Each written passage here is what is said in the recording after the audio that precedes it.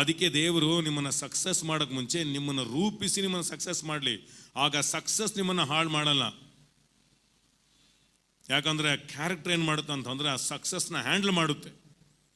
ಅದಕ್ಕೆ ನೋಡಿ, ಯೋಸೆಫ್ನ ದೇವರು ರೂಪಿಸಿದ್ರು. ಎಷ್ಟು ವರ್ಷ ಗೊತ್ತಾ? 3 ವರ್ಷ, 3 ತಿಂಗಳು ಕೋರ್ಸ್ ಅಲ್ಲ, 17 ವರ್ಷ.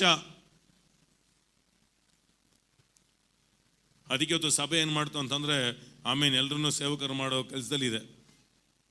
ಎಲ್ಲರೂ ಸೇವಕರಾಗಕ್ಕಾಗಲ್ಲ. ಡಾಕ್ಟ್ರು ಪೇಷಂಟ್ನ ಏನು ಮಾಡಬೇಕು? ಗುಣ ಮಾಡಬೇಕು. ಡಾಕ್ಟ್ರನ್ನ ಎಬ್ಬರಿಸೋ ಕೆಲಸ ದೇವ್ರದು.